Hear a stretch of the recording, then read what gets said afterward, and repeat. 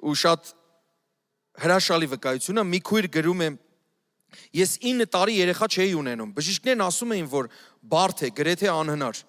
անդադար աղոթքներից հետո Տերն ինձ դուստր նվիրեց, եւ 2 տարի անց ես նորից մայրացա, բայց այս անգամ ոչ թե 1 կամ 2, այլ 3 սիրտ էր բաբախում կրծքիս տակ, լույս աշխարհ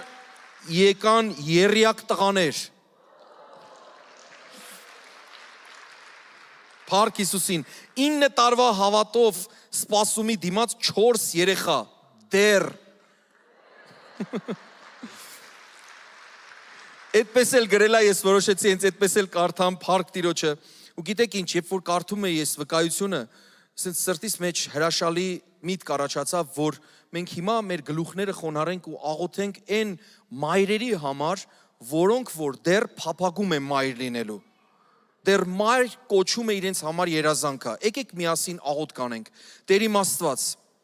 հրաշալի Տեր, հրաշքներ արարող Տեր, ամենահաս փառահեղ Աստված, աղոթք ենք բարձրացնում այն մայրերի համար, ովքեր որ դեռ փափագում են մայր դառնան, մանկան ճիճն են փափագում,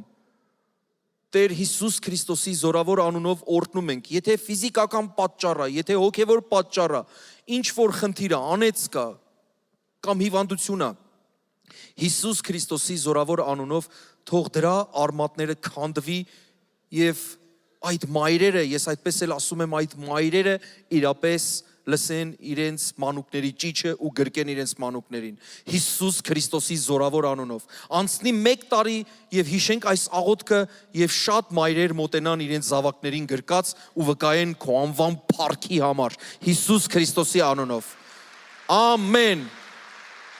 ամեն, ես հավատում եմ Հիսուս Քրիստոսի անունով, ամեն,